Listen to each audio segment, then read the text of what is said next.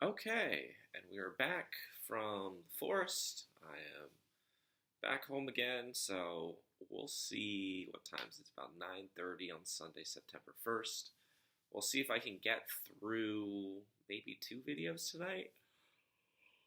Ugh, tired already, so we'll see.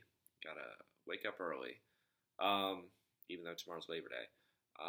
We'll see if we can get through a couple videos tonight, and then this is video number 7, so that would be number 8. So that would be like roughly 6 left. But if we're being honest, the last few of them I'm not too worried about because some of those teams again are like joke teams. So realistically, I'm just trying to get to like 11. Um, so I already named my teams in order, so I think we won't do Leyland today, but Leyland's my number 1 team. I think Ryan is my number 2. It might be Stefan. Ryan or Stefan are basically interchangeable, but I see them as 2 or 3. I got Justin at 4. I kept 5 open. Patrick's at 6. Max at 7. Sarah's at 8. They're really tight together. So this team is number 5. We're going to do basically all my playoff teams and then do the bottom half of the league. Well, other than Leyland, again. I got Leyland as 1, but I probably won't do Leyland tonight. I just want to kind of get through this, and like I need to see if she makes any more moves before the season because she's still sitting on a couple defense players. Anyway, we'll do number 5 right now. So my 5th team is Brian. So Brian, you're up on tap right next to right around where Mac and Justin are. So you waited the longest to kind of jump into the draft and spend some money. 36 overall, Nico Collins for $36. Quick hot takes. All right, so getting things out of the way. Nico Collins had a great season last year. Looked really good as C.J. Stroud's number 1 receiver. It was his big breakout season. He was incredibly efficient despite being 30th in the league in targets. I think he only had like 109 targets on the season, which sounds like a lot, but it's really not a lot when we're talking like he was the 8th best fantasy receiver. So we're talking like, yeah, for his efficiency, he was basically Tyreek Hill. I mean, we'll call it what it is. He was 3 yards short of a 1,300-yard season. So basically, his breakout looked a lot like Brandon Ayuk's breakout. So those are the things to like. He's a young player. He's in his prime. He's on an ascending offense. I really like the offensive coordinator, Bobby Slowick. Another Shanahan, McVay. So this is less McVay, more Shanahan protege. So Slowick comes from the 49ers and Kyle Shanahan, so kind of like Mike McDaniel. But again, the Shanahan and McVay tree is deep in the NFL. That West Coast offense is deep. But he looked really good. C.J. Stroud took the next step. I really like Slowick, as I just mentioned, from the Shanahan tree. He really developed C.J. Stroud, and that offensive line, like, basically overnight became above average. They went from terrible to above average overnight. So don't want to hear about, like, oh, it takes years to build an offensive line. You're wrong. It just takes a really good offensive coordinator being able to get the right players to fit his system. That's it. That's all you need to be above average. Maybe not excellent, but, top 10.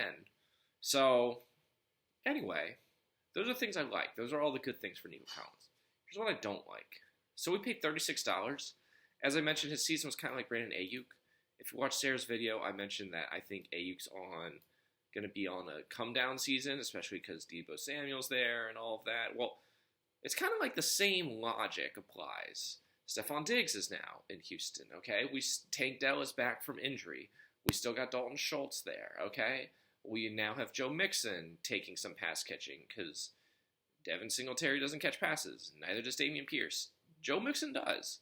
So it's a lot of mouths to feed. It's a lot of people. And while Sarah is kind of dealing with the same thing with Ayuk and got Ayuk at like reasonable, if not a good deal at $16, you paid $36. You paid $20 more for Nico Collins when I think he's coming off the same kind of season. He is coming off the same basically almost exactly the same season that Ayuk had, and I think you're going to get basically the same production that Ayuk has. I don't think he's the number one in Houston, so you're paying Devontae Adams money, Mike Evans money for a number two receiver. I mean, it's basically at cost, but I wouldn't have paid that cost. So we're thinking 1,050 yards, 8 touchdowns. That's a good receiver. That's a borderline top 15, top 20 receiver. But still a lot of money for a player that I like, don't love. I would have really preferred to. There's a lot of receivers I would have preferred to this. But if we're talking like strictly from like a cost perspective, I mean, we can't know this, but like, what is it? Olave went 22 overall for 34. I would have probably taken that. Drake London went for 40. Devontae Smith for 22. I mean, Diggs only went for 19, and he's higher on the depth chart. Mike Evans went for $1 less a player before this. So, it's tough for me. Mike Evans had 13 touchdowns last season. Obviously, I think that's touchdown regression, but I also think there's touchdown regression with Nico Collins. So, again, I don't love it. I think you're kind of just like sitting on the money and you're just like, okay, this is a player that I like. But a lot about his situation just screams regression. It's not just like it's the touchdowns, it's the environment, it's the surrounding support players. Like, this isn't Andre Johnson on like the Texans. There's a lot of good players in Houston now all of a sudden. So I like him. I don't mind the pick, but it's just a lot for me. So I don't love it. Next, we did James Cook for 46. Pachenko, you and Robbie were just pushing back and forth for Pachenko, and you were pushing me for Derrick Henry. So you settled on James Cook. There's things that I like about Cook and things I don't like. All right, so here's the things that I like. Buffalo has historically been pretty good about selecting running backs, if you think about it. Devin Singletary is now a starter with the Giants. Zach Moss is probably the starter with the Bengals. And James Cook was better than them both, like, if I'm just being frank. Last year was his third year. He was the number 12 player running back in fantasy. They went more run-heavy once Joe Brady, who, funny enough, was the LSU offensive coordinator during Joe Burrow's national championship season. Once Joe Brady took over for Ken Dorsey, who is now the offensive coordinator with the Browns, they fired him at midseason last year in Buffalo. They went more run-heavy. Basically, from weeks 11 through 18, Cook averaged about 20 touches a game and 16 fantasy points. So, that's pretty good. $46 for that kind of production for the 11th overall fantasy player with some upside. It's pretty good. If he kept that through the whole season, he would have been like running back number 7. So that's good considering like what we're talking. Some running backs went, like Pacheco went for 69. I paid for Henry for 66. Oyos mio. Patrick went 80 for Bijan Robinson.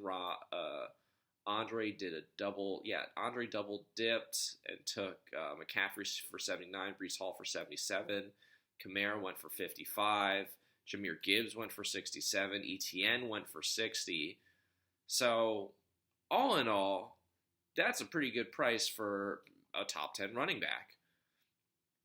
Here's the downside. So the downside is what you would expect. The Bills went run heavy, yes. James Cook got more touches, yes. James Cook did not get more touchdowns. Why?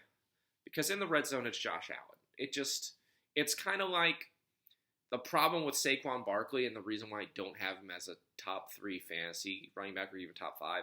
Jalen Hurts is going to get goal line touches. Well, Josh Allen is going to get goal line touches. The number 1 running back in the red zone in Buffalo is Josh Allen. The number of rushing touchdowns James Cook had last year is 2. He had 237 carries. He got 2 touchdowns. Now, he caught 4, so that's 6. It's not bad. It's not great either. So, he got 1,100 yards, rushing, and then he got another 445 receiving. It's tough because I like him and I like his situation. I'm not. I'm not in love with the offensive coordinator. I mean, Joe Brady did do that stuff with Joe Burrow, but that was also with Justin Jefferson and Jamar Chase, and Buffalo doesn't have that for sure. So yeah, one of the college teams had better receivers than this Buffalo receiving core. I like James Cook, but I'm really hesitant to see if he could keep up that efficiency, and I also don't feel like you would expect touchdown regression, but this isn't regular touchdown regression. Like he might get 4 rushing touchdowns, but then I'd only see like maybe a couple receiving touchdowns. I don't think he's going to get more than 6 or 7, just because again, like we've seen this show from Josh Allen. We're going into what, year 6 now? Like it's not changing. So it hasn't changed. It doesn't matter the offensive coordinator. It doesn't matter the play call. He's just, he is the red zone offense. So I'm thinking he'll break 1,000 yards. James Cook, I think he'll get his 400 yards receiving. It's a really good player. That's probably borderline top 10 running back. But the touchdowns are really going to hold him back. You're gonna be thankful for when he scores those touchdowns, but you're also gonna be sad because he's not going to give you enough. Like he'll get more receiving yards than Derrick Henry, but I'm picking Derrick Henry strictly for the touchdowns. Like he might lead the league in touchdowns. Raheem Mostert was really great last year because he led the league in touchdowns. James Cook is going to be nowhere near that leaderboard, just because he just doesn't. They don't give him the ball inside the 20. They just don't do it. Josh Allen refuses to do it. So they're either passing or Josh Allen's running it in. It is never James Cook. I think of his 6 touchdowns last year, 5 were outside the 20. So that's not great. I mean, if you told me they were doing that more, then he would be a top 10 running back. But nothing about their history, about Brady's play calling, about Josh Allen's ability, about how they built the offense, nothing has given me a hint of that. So I can't project more than 6 or 7 touchdowns. That's just where we are. $29, Deebo Samuel, 51 overall. Okay. Deebo. So Deebo was the 13th best fantasy receiver last year. He was not as good as the previous season, funny enough. I think that kind of happened with Christian McCaffrey's arrival. More so than Ayuk, it's hurt Deebo. Because Deebo, if you'll remember, before McCaffrey, back in the good old days of Elijah Mitchell, Deebo also used to run the ball. He doesn't really do that much anymore. Like, he'll maybe get a couple touches a game, but it's not a lot. So he's still a very good player. He still gets, funny enough, the most looks in the red zone. Important place. Just like I talk about James Cook. That's the benefit of Deebo Samuel. He may not get the yards, but he gets the red zone touches. And so, what was it? He had 12 total touchdowns last year, which was 4th for wide receivers. Like, very, very good. And he's very versatile. He has a really high ceiling. 2 years ago, he had a monster year. I think he had like 1,400 yards total, and he scored like double-digit, like 15 touchdowns. Huge. Aaron Jones, better than Brandon Ayuk last year's season. Now, again, unfortunately for Deebo, he's dealing with a lot of really talented players. Christian McCaffrey, Brandon Ayuk. We've gotten a Kittle too.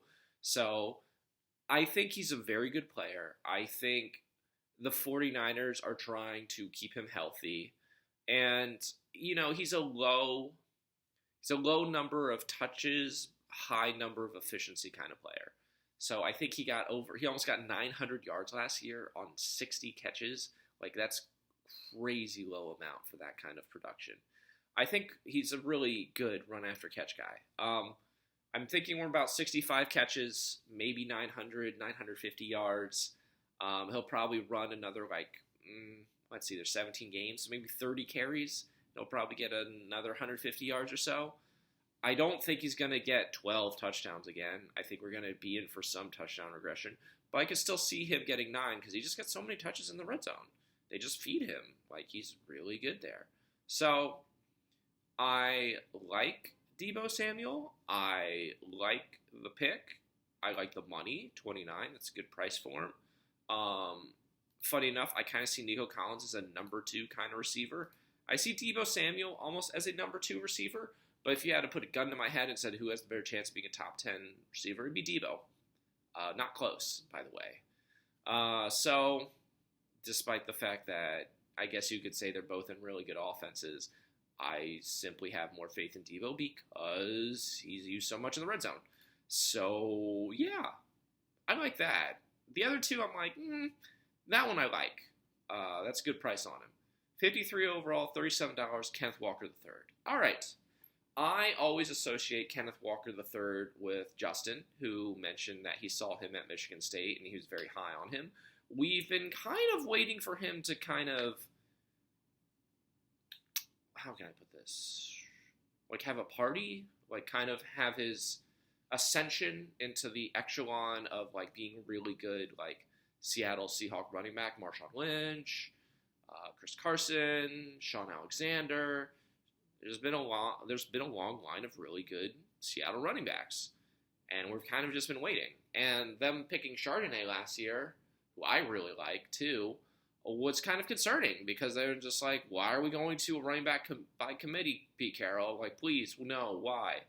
I mean, they literally last year was like a 50-50 split, and it was so annoying. I think Walker averaged like 14 carries a game, but he didn't really like catch all that much. Charbonnet caught the ball more. So it's literally like a 50-50 split, and it sucks, and I hate it. Which is part of the reason why people probably avoided Walker. Now, here's where we kind of divert from the path, and we go from what we like, what we don't like. Well, I actually really like Kenneth Walker. And what I really like is, specifically, we're going back into some things I've mentioned in previous videos, but the offensive coordinator, his name is Ryan Grubb. Why is that familiar? Ryan Grubb was the University of Washington offensive coordinator last year with Michael Penix Jr., Jalen Polk, Jalen McMillan, and Rome Odunze, with Michael Penix Jr. going number 8 overall to Atlanta. Anyway, what's important about that is Grubb was really good at crafting an offense to fit the talent of doing 11 personnel. That's 3 wide receivers, by the way. If you don't know what I mean by 11 personnel, that's 1 tight end, 1 running back, 3 wide receivers. So the 11 stands for 1 tight end, 1 running back. Anyway, he did a lot of 11 personnel, and they really opened it up. Why is that important, Dylan? What does that have to do with Kenneth Walker? Well, funny that you ask. So, if you look, I think it's Patrick's video, but if you look at the Seahawks, they have the perfect personnel to run 11 personnel. So, they have DK Metcalf, who I really like. They have Tyler Lockett, a wily good veteran receiver. They have Jackson Smith and Jigba, first-round pick out of Ohio State, who has a lot of upside. Again, what does that have to do with Kenneth Walker? Well, Kenneth Walker, funny enough, is a top 5 rusher out of the shotgun. Specifically, Grubb likes to do 11 personnel out of shotgun formation. So, my belief, I can't prove, like I can use the analytics, I suppose, but it's my assumption, my belief. The analytics back me up. A lot of reading that I've done backs me up. My belief is Grubb likes Kenneth Walker. My belief is Kenneth Walker may not be a bell cow, but it won't be a 50-50 split. It'll be more along the lines of like 2/3, so 66-33, which is pretty damn close to a bell cow. I mean, bell cows, Christian McCaffrey getting 25 and Jordan Mason getting 5. So if we're talking 20 and 10, that's pretty good. And that, my friends, is why I am high on Kenneth Walker this year. I think he will break 1,000 yards. I think he'll get over 225 carries. I think he will get over 30 receptions. I think he will be a 1,500-yard rusher/receiver, and I think he'll get double-digit touchdowns.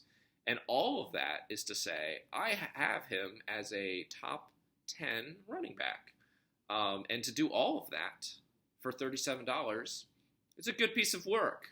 I don't know if he meant to do that, but that is where I had him on my board, and I'm kind of going by that. That's quite a few. You can say that's quite a few hoops to jump through, Dylan. I mean, maybe, but these are my videos. These are my rankings. This is my belief, and if you want to do the research and try and prove me wrong, you do it. Until then, I don't care how you feel. But I like Kenneth Walker a lot. I think he's a very good fit for this offense.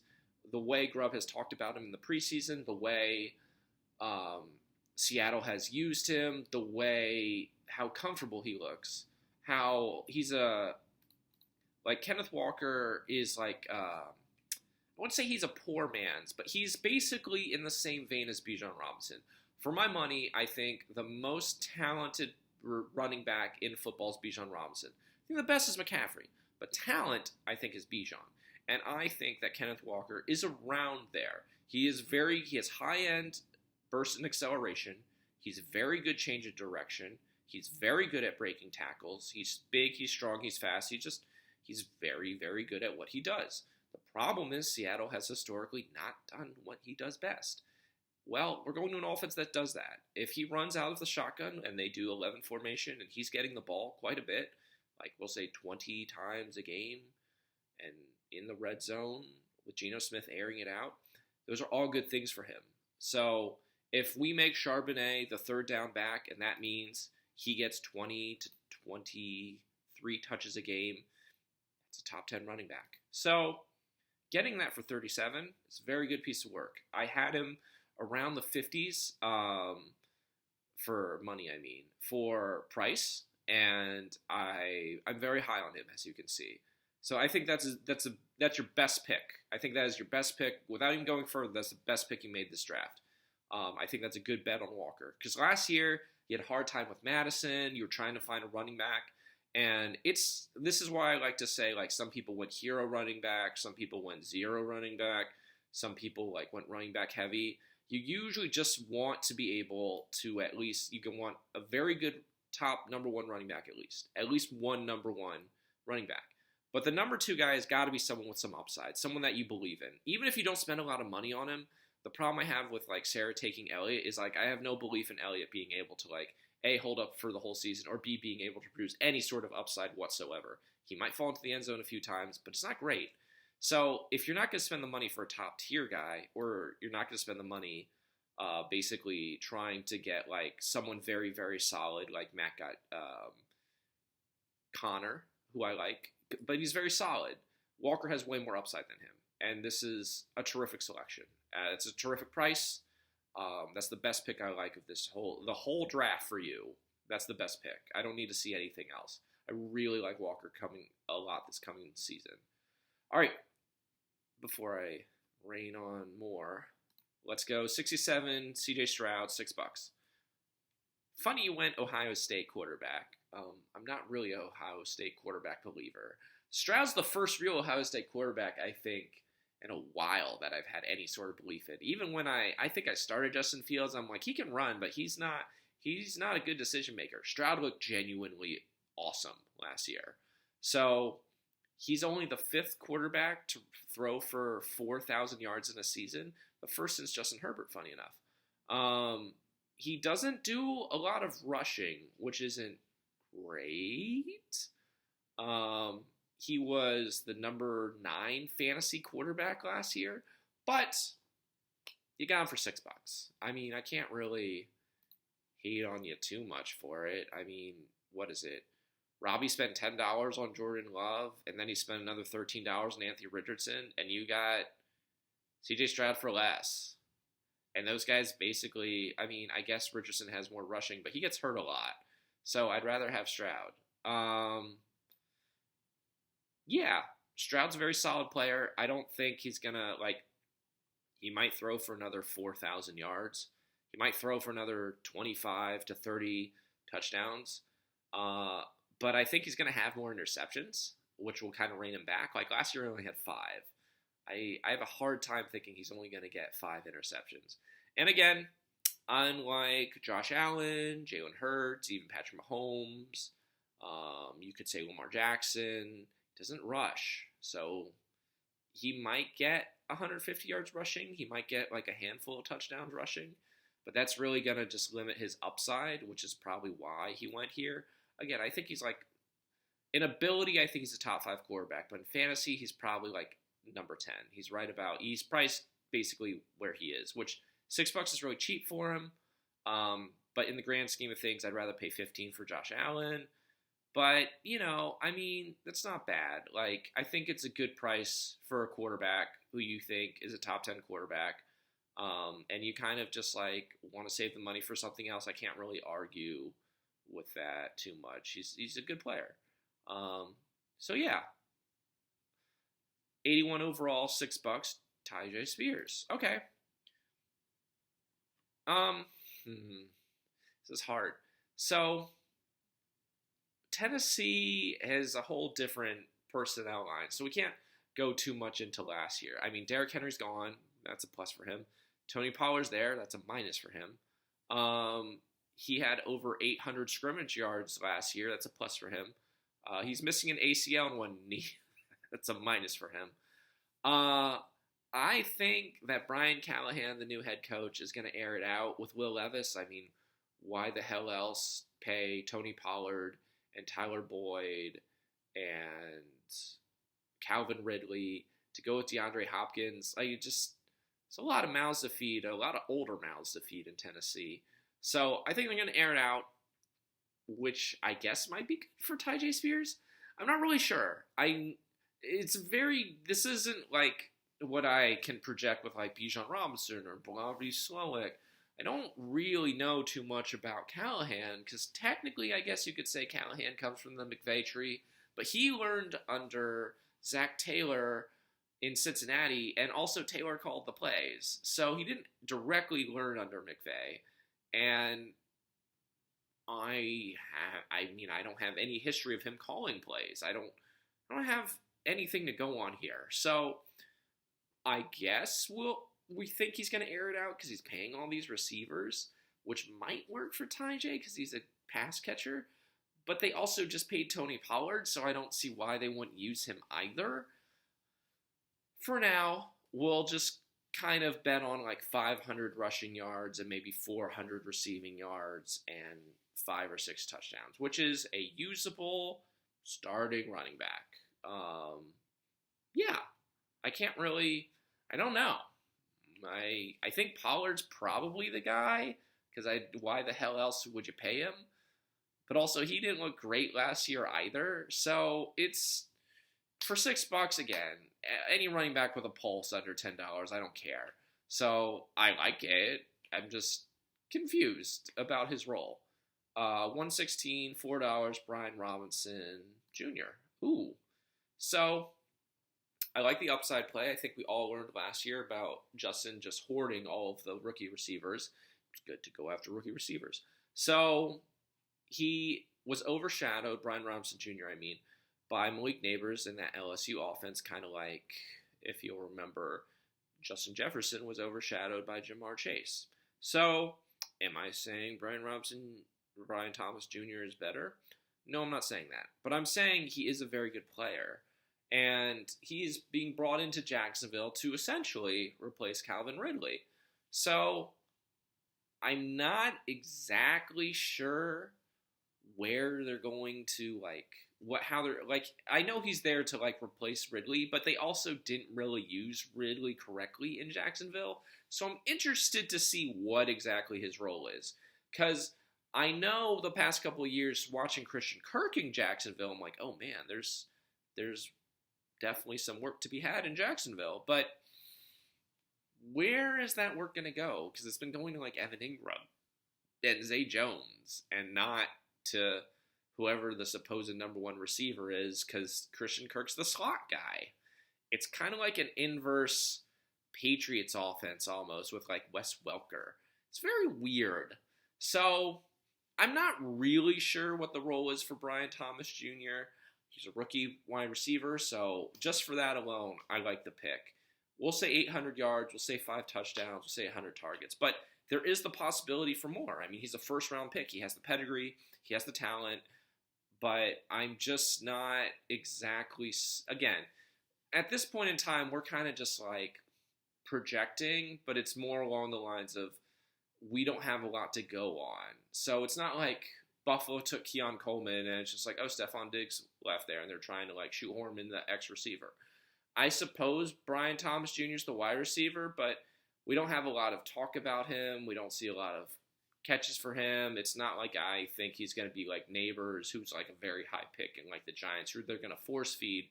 I don't think they're going to force feed him because Christian Kirk is slept on. He's a very good player.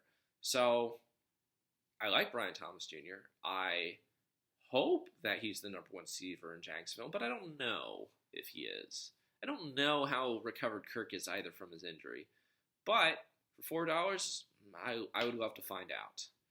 So $125, $10, Javonte Williams. Javonte. Okay. So I haven't had Javonte Williams on my fantasy team, but even I feel kind of scorned by him. 2 years ago, coming out of the draft, Javonte Williams was my favorite running back coming out of the draft. He was so incredibly explosive. He looked like he was like watching early Alvin Kamara. And once last year, they were just like, he blew out his knee, his rookie year. And then, Sean Payton's coming in. Perfect for Javonte Williams. Perfect. And then I watched him last year, and it was not great. It was tough. He looked slow and not explosive and very unaggressive, I guess you could say. Like, it was hard because I'm a fan of his, and then I would watch Jaleel McLaughlin, and McLaughlin, I mentioned this before in another video, McLaughlin looked like he had more juice than Javonte. He just did. He just had the speed. He was able to has the vision, be able to figure out the hole much quicker. Javonte just looked tentative. Now, is that the knee? And probably. Will he be better coming a year further removed from the injury, from his ACL, LCL tear? He will. Will the knee, however, affect the rest of his career? I don't know that. Again, some guys are Adrian Peterson, and they're back in 8 months. Some guys are Jamal Charles, and they're back in 2 years. And there's everywhere in between. I think that Javonte Williams is a very good player. I think that he's still a perfect fit for the Sean Payton offense. I think Bo Nix will be an upgrade on Russell Wilson because he's a better fit. Bo Nix, I don't think, here's the thing about Russell Wilson. Russell Wilson was either throwing the ball deep last year or doing checkdowns. There was no medium passing. Bo Nix, just like Drew Brees, is a very quick processor. He doesn't have a lot of arm, but he's a very quick processor. And the best thing for Brock Purdy was always his ability to read and decipher defenses quickly. That is what Bo Nix does. That is why he's a perfect fit for Peyton. What does that all have to do with Javonte? Well, if Javonte gets his right knee under him and it's right, I think Bo Nix would stop having them have loaded boxes against him. I think he'll be able to actually trust in his knee and catch the ball out of the backfield. Now, the worry, McLaughlin's breathing down his neck for that job. So,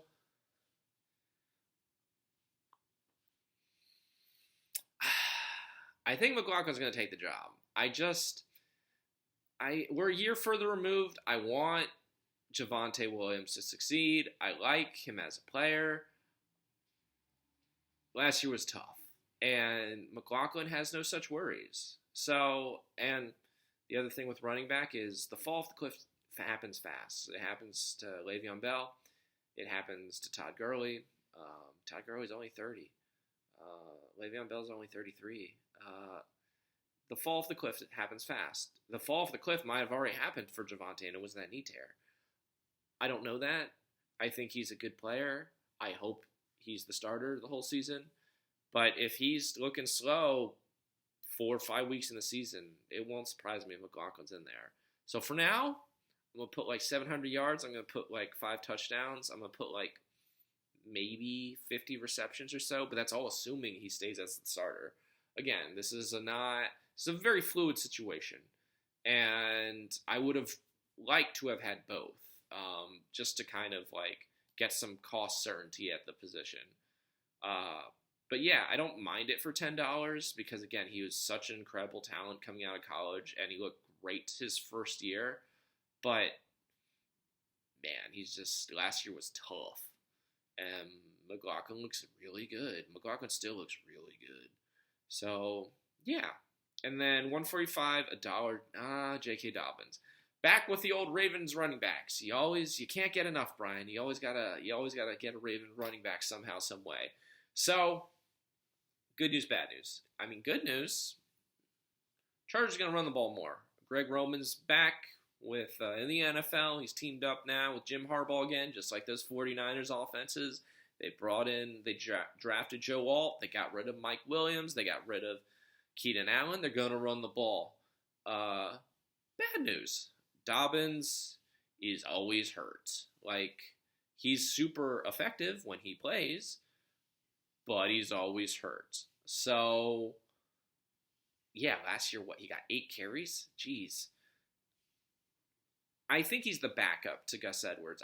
Just being honest. I think Gus Edwards is typically more healthy than him. That just isn't saying a lot, but Gus Edwards is also very efficient. The problem is Gus Edwards doesn't catch passes. I suppose J.K. Dobbins catches passes, but I don't think he's even finished a season healthy in his entire career. We're going to year 5. So, I mean, there's some upside there just to kind of find out. I mean, he was a really talented player at Ohio State in college, but that's a long time ago. That's goodness. I don't even remember who the quarterback was at Ohio State at the time. Gosh. But it's a long time ago. That's gonna bother me. Okay, hold on. Okay, so J.K. Dobbins. Let's see. When was he last at Ohio State? All right, so he was at Ohio State.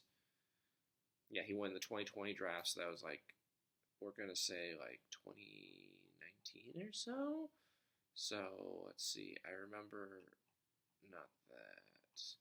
It might have happened the year before. Let's see. Yeah.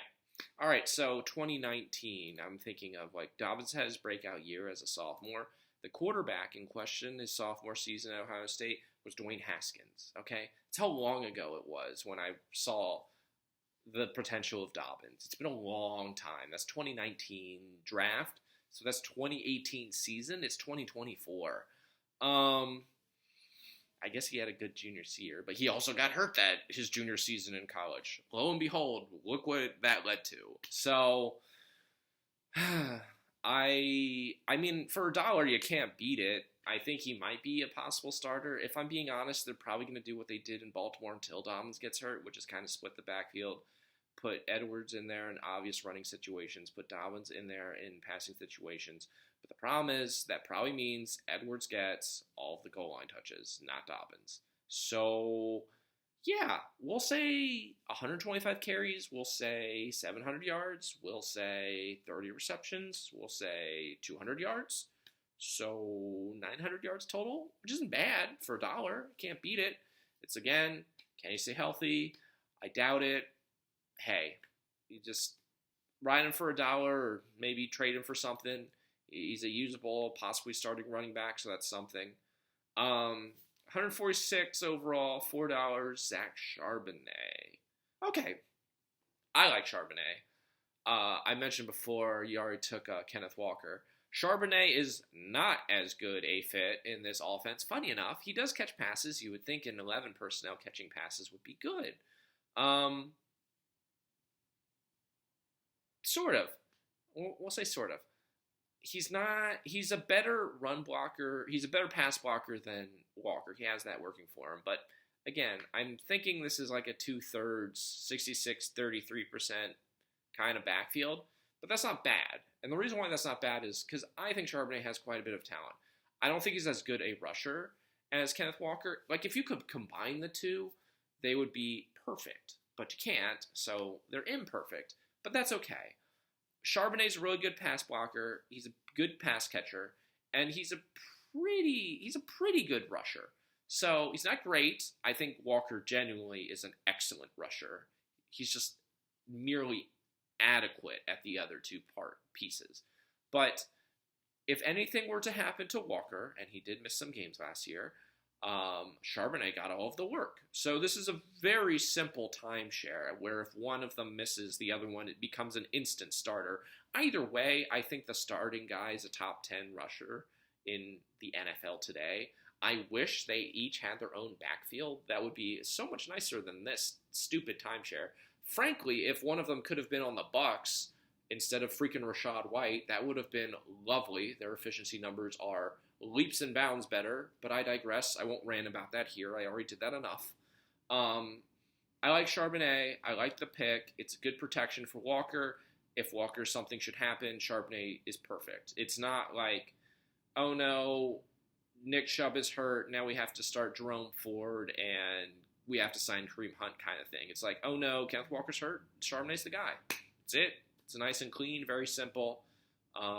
Yeah. So for now, say 500 yards rushing, 4 touchdowns, maybe 200 yards receiving, touchdown, couple touchdowns. So not bad. It's good backup numbers and possibility for something more. Something happens to Walker. You hope not. But Charbonnet is a very talented rusher. And again, I wish they were separated. So they could each have their own freaking backfield instead of untalented running backs having backfields who don't deserve them. I digress. 148 overall, $2. Leggett, Xavier Leggett. Leggett is, again, you picked a lot of my favorite guys. Leggett was my favorite story to come out of this year's draft. He finally had his big breakout as a fifth-year senior at South Carolina last year, and now he is in Carolina. So Carolina did trade for Deontay Johnson. Adam Thielen is there. I think Deontay Johnson is still incredible at getting separation. So it's probably going to be his offense. I mean, Dave Canales is the head coach. I don't have a lot of faith in him, despite everyone's like, oh, look what he did with Geno Smith. Look what he did with Baker Mayfield. And I'm like, look at the way the guy kept feeding Rachaad White and tell me that was efficient or good. Neither of those things were efficient or good. So, yeah. I don't like the way he talks about wanting to run the ball with authority.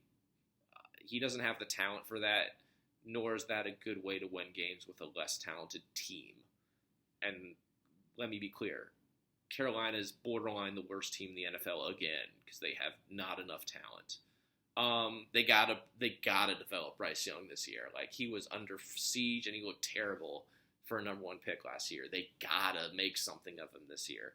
So for all those reasons, I like Leggett. He's got good hands. He's in a good situation, at least with the veteran receivers, to teach him how to play receiver. But, I mean, it's kind of like the same way Jonathan Mingo was last year, Terrence Marshall Jr. was the year before him. The offense just ain't very good. So I don't think he's going to do a whole lot. I think, you're kind of rolling the dice hoping there's something there, and maybe there's something there. But the reason why I put him up there for $1 is, like, just to find out, so I don't mind that. But we're talking like maybe 600 yards, maybe 4 touchdowns, which is waiver wire fonder. If he becomes something more, if he overtakes Deontay Johnson, he's the number 1 guy, and this offense makes a turnaround the way the Texans did, awesome. Leggett might be a league winner, and that's why we take this. I have a very hard time seeing that, though, considering the lack of talent in Carolina. But hey, it never hurts to try. Last pick, 159, $5. Adonai Mitchell. That's an odd last pick. So, he slipped in the second round. He was out of Texas. Everyone was surprised, especially because Xavier Worthy went ahead of him and in the first round and to the Chiefs. He was a very good player in college. I really got to see what the hell we're doing with Anthony Richardson, because I suspect that Shane Steichen. So God, thank you, Lord. We're finally getting away from a McVay Shanahan talk. So Steichen comes out of the Philadelphia kind of system, which was like Doug Peterson, Frank Reich. They bring in Shane Steichen. So it's kind of like that sort of different kind of West Coast, still West Coast offense. I think they're going to be developing Anthony Richardson the same way Philly is developing Jalen Hurts, though. Mitchell is 6'2", he's pretty quick, but I don't know if he's going to overtake Michael Pittman Jr., and they've been looking for a number 2 receiver for a while, like Paris Campbell. I don't really know if they're going to be able to have that high-flying, open offense because Richardson wants to run the ball. They have Jonathan Taylor, who they just paid. They want to kind of run the ball. So maybe it'll become something, kind of like the way I feel about Leggett. The chances of this happening are low. Should you roll the dice on it anyway? Yes. So 600 yards, 4 or 5 touchdowns. Said the same thing for Leggett. It's kind of right around there. Probably waiver wire fodder. Doesn't hurt to try. Why do I say this? Because I said the same thing. I remember when Minnesota took Justin Jefferson, and I was just like, he's pretty good. I think he's pretty good. But this Minnesota offense they want to run the ball with Dalvin Cook. Adam Thielen's there. I don't think he's going to do much this season, but on the off chance this becomes something, then cool. And what happened? Well, he took the Stephon Diggs role. Week 2, they started just feeding him because he was that guy. So, do I think Leggett or Mitchell are that guy? No. Could they be? Yeah. And paying this cost to find out? No problem with it. So, going through all of that, what do I have to say? Yeah, I gave you number 5, so I told you that at the beginning of this. I think you had a good draft, Brian. I think this draft was a better draft than you had last year. Again, I especially like the Walker pick, but I like that you went a little bit away from the norm of the hero running back this year, and you actually got relatively deep at running back, which is very good. I think your receivers are okay, but you usually figure out receiver anyway, so I'm not really worried about it. I'm also not at all worried about your in-season management either. I mean, you usually get to the you're usually in the playoffs, you're usually in the semifinals, you're usually kind of figuring things out and just trying new things. I'm more concerned about Justin than I am you. At this point, I mean, you're already won a championship, so you're kind of what is it? We're going on. So Stefan's been to the finals, but you won a championship. Now Mackenzie's won a championship. Ryan's won a championship. And Robbie's won a championship. So, between all of you guys, y'all had really good drafts. I mean, I'm going to put Robbie at 10 now. Surprise. But I still think his draft wasn't bad. I think his draft was all right. Just not as good, per se. He'll disagree and throw up a smoke storm and be unhappy. But what does that have to do with you? Well, I think this is a good team. This is probably your best team since your championship team. I think there's a lot of, we'll find out with injuries this year a lot because there's a lot of depth this year. With Lauren basically literally going 0 running back. Everybody has running backs. So I don't know what the trade market is going to look like. I'm sure you'll kind of figure it out, but I like this a lot better than last year where you kind of went no running back other than Madison. Then you had to trade A.J. Brown, which basically made Mac a solid championship level team, which is very difficult to compete with. I think the team is good. I think you got good enough depth. You got a good foundation. You definitely got a shot at a title. You kind of just do your thing, navigate the team the way you usually do. You'll be fine. This is probably a semifinals team because you'll outmaneuver some of the people ahead of you and definitely outmaneuver the people behind you. But yeah, overall, I'll give this, say a B draft. Good draft. And yeah, I don't really have a whole lot of advice for you what to do. I think you kind of just did everything right. You were patient in the draft, and frankly, I think that overall paid off. I mean, there are some quibbles. There's some things I would change, but, that's why we're constantly learning, we're constantly growing, we're constantly working at this, and that's okay. Nothing's ever perfect. Well, that's not true. Taylor Swift's perfect, but that's different. Anyway, good draft. I like it. Just keep doing what you're doing, man.